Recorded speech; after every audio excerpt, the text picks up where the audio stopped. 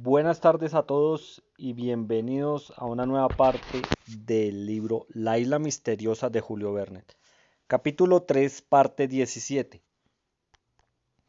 Esta parte se titula Muere el capitán Nemo y los colonos cumplen su última voluntad. Había llegado el día, ningún rayo de luz penetraba en aquella profunda cripta, cuya abertura obstruía la marea alta en aquel momento, pero la luz artificial que se escapaba en largos haces a través de las paredes del Nautilus no se había debilitado, y la sábana de agua resplandecía todavía alrededor del aparato flotante. Un extremado cansancio se notaba en el capitán Nemo, que había vuelto a caer sobre su diván. No se podía pensar en trasladarlo al Palacio de Granito porque había manifestado su voluntad de permanecer entre aquellas maravillas del Nautilus que no habrían podido pagarse con millones, y esperar una muerte que no podía tardar en venir. Durante la larga postración, durante la larga postración que le tuvo casi sin conocimiento, Cyrus Smith y Gedeon Smith observaron con atención el estado del enfermo. Evidentemente el capitán se iba extinguiendo poco a poco. Faltaría la fuerza a aquel cuerpo, en otro tiempo tan robusto, y a la sazón débil envoltura de un alma que trataba de romper sus lazos. Toda la vida estaba concentrada en el corazón y en la cabeza. El ingeniero y el periodista celebraban consejo en voz baja. ¿Había algo que hacer por el moribundo? ¿Podían, si no salvarlo, al menos prolongar su vida durante varios días? Él mismo había dicho que no tenía remedio y esperaba tranquilamente sin temer la hora de la muerte. No podemos hacer nada, dijo Gedeon Smith. Pero, ¿de qué se muere?, preguntó Pencroff. ¿Por qué se apaga?, contestó el periodista. Sin embargo, dijo el marino, si le trasladáramos al aire libre, al sol, quizás se reanimaría. No, Pencroff, contestó el ingeniero, no podemos hacer nada. Por otra parte, el capitán Nemo no consistiría en salir de su buque. Hace 30 años que vive en el Nautilus, y en el Nautilus quiere morir. Sin duda el capitán Nemo oyó la respuesta de Cyrus Smith porque se incorporó un poco y con voz más débil, pero siempre inteligible, dijo: Tiene usted razón, debo y quiero morir aquí. Por lo tanto, tengo que hacerles una súplica. Cyrus Smith y sus compañeros se acercaron al diván y dispusieron los cojines de modo que el moribundo estuviera más cómodo. Vieron entonces que las miradas del capitán se detenían en todas las maravillas de aquel salón, iluminado por los rayos eléctricos que pasaban a través de los arabescos de un techo luminoso. Contempló uno tras otro los cuadros suspendidos sobre los espléndidos tapices que cubrían las paredes, las obras maestras de los pintores italianos, flamencos, franceses y españoles, las figuras de mármol y de bronce, que se levantaban sobre sus pedestales, el órgano magnífico apoyado en la pared de popa, las vidrieras dispuestas alrededor de un acuario central en el cual se ostentaban los más admirables productos del mar, plantas marinas, sofitos, rosarios de perlas de inapreciable valor, y por fin sus ojos se detuvieron en la divisa escrita en el frontón de aquel museo, que era la divisa del Nautilus. Mobilis inmobili. Parecía como si quisiera por última vez acariciar con la mirada aquellas obras maestras del arte y de la naturaleza, a las cuales había limitado su horizonte durante tantos años pasados en el abismo de los mares. Cyrus Smith había respetado el silencio del capitán Nemo, aguardando a que el moribundo tomase la palabra. Después de algunos minutos, durante los cuales pasó interiormente revista en su vida entera, el capitán se volvió hacia los colonos y les dijo: ¿Creen serme deudores de alguna gratitud? Capitán, daríamos nuestra vida por prolongar la de usted. Bien, repuso el capitán Nemo, bien. Prométame ejecutar mi última voluntad y eso me recompensará de lo que he hecho en su favor. Lo prometemos, contestó Cyrus Smith, que con esa promesa empañaba no solamente su palabra, sino la de sus compañeros, y detuvo con un gesto a Helber, que hizo señal de protestar. Mañana habré muerto y deseo no tener otro sepulcro que el Nautilus. Es mi ataúd. Todos mis amigos reposan en el fondo de los mares, y yo quiero reposar con ellos. Un silencio profundo acogió estas palabras del capitán. Escúcheme, añadió, el Nautilus está aprisionado en esta gruta, cuya entrada se ha levantado desde que está aquí, pero si no puede dejar su prisión, puede al menos hundirse en el abismo y conservar allí mi despojo mortal. Los colonos escuchaban religiosamente las palabras del moribundo. Mañana, después de mi muerte, señor Smith, usted y sus compañeros dejarán el Nautilus porque todas las riquezas que contiene deben desaparecer conmigo. Un solo recuerdo les quedará a ustedes del príncipe Dakar, cuya historia ya conocen. Ese cofrecillo que está ahí contiene muchos millones de diamantes, la mayor parte de recuerdos de la época en que, padre y esposo, casi llegué a creer en la felicidad, y una colección de perlas recogidas por mis amigos y por mí en el fondo de los mares. Con ese tesoro, en un día dado, podrán hacer buenas cosas. En manos como las suyas y la de sus compañeros, señor Smith, la riqueza no puede ser peligrosa. Yo desde allá arriba me veré asociado a sus obras, sin que me dé recelo esta asociación. Después de unos instantes, requeridos por su extremada debilidad, continuó el capitán Nemo en estos términos.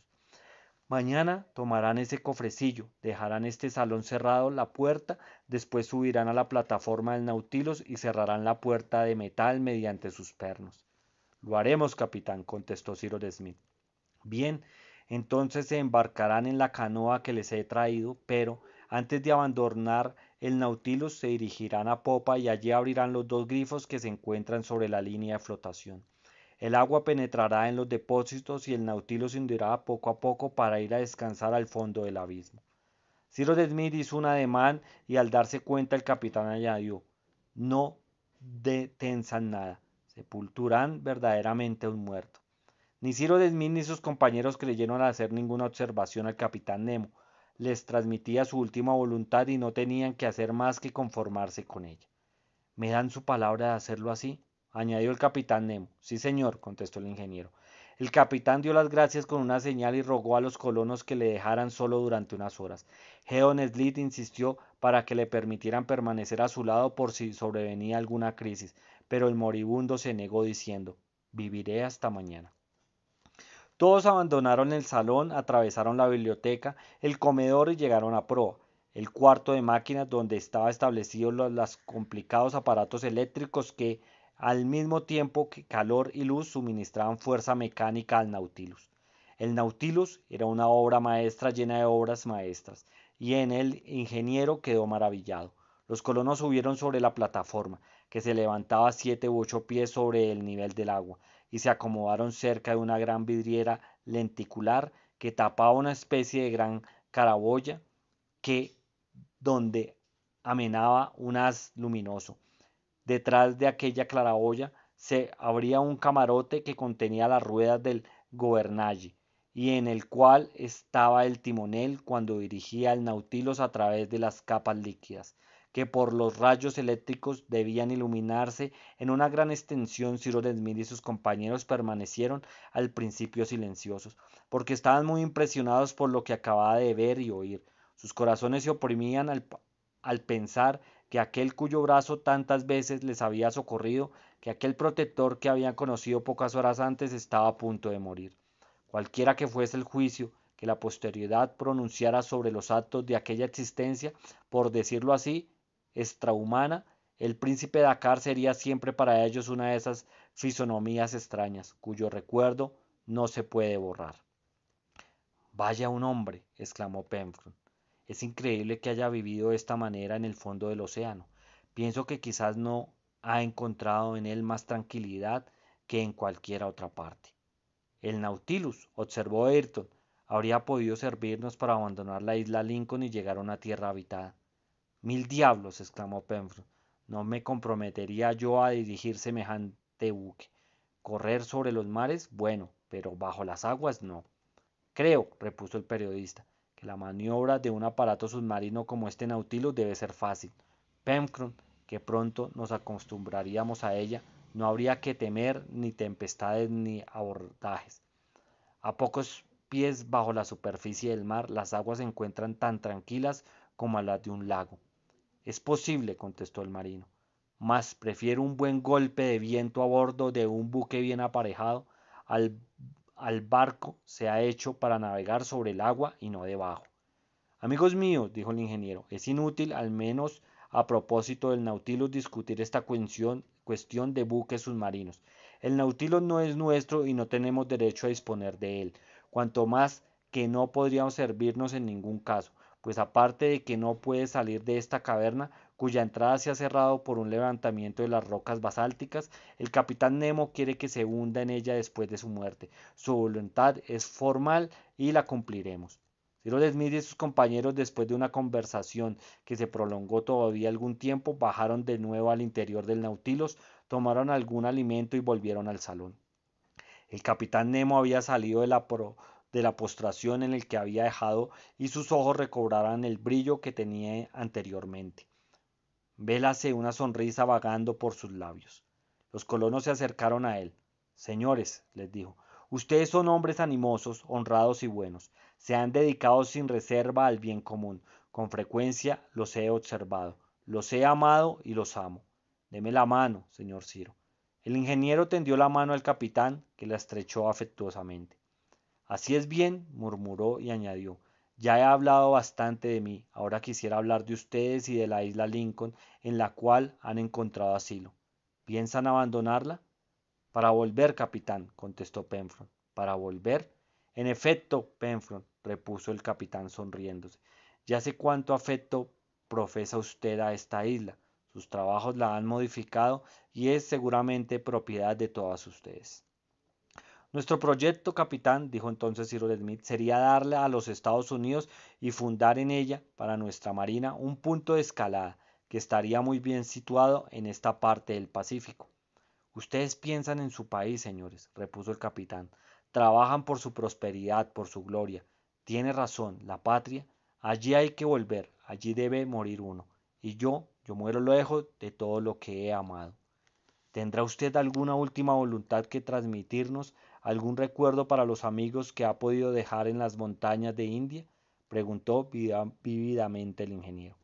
No, señor Smith, no tengo ya amigos, soy el último de mi linaje. Desde hace mucho tiempo he muerto para cuantos me han conocido. Pero volvamos a ustedes, la soledad, el aislamiento son cosas tristes y superiores a las fuerzas humanas. Yo muero por haber creído que podía vivir solo. Ustedes deben intentarlo todo para abandonar la isla Lincoln y volver a ver el suelo donde han nacido. Sé que esos miserables han destruido la embarcación que ustedes han hecho.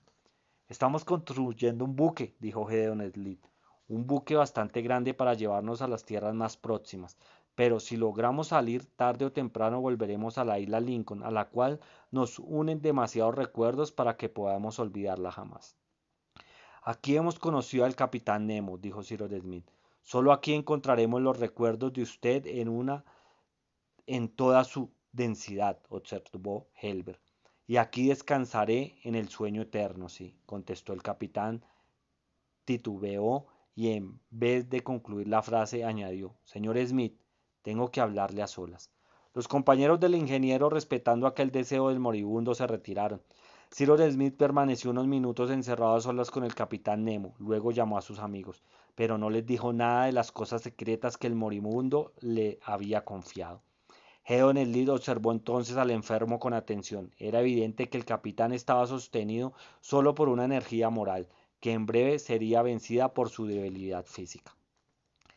El día terminó sin que se manifestara ningún cambio. Los colonos me dejaron un instante el Nautilus. La noche había entrado, aunque no era posible conocerlo por la oscuridad en aquella cripta. El capitán Nemo no padecía, pero declinaba.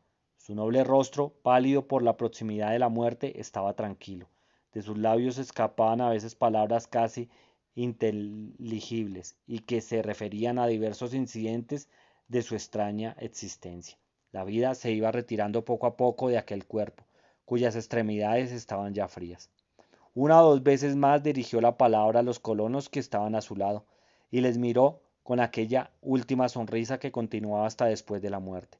Finalmente, a poco más de las 12 de la noche hizo un esfuerzo supremo y logró cruzar los brazos sobre el pecho como si hubiera querido morir en aquella actitud. Hacia la 1 de la mañana, toda la vida se había refugiado en sus miradas. El último destello brilló en aquellos ojos negros de donde tantas llamas habían brotado en otro tiempo, y después, murmurando las palabras de Dios y patria, expiró apaciblemente.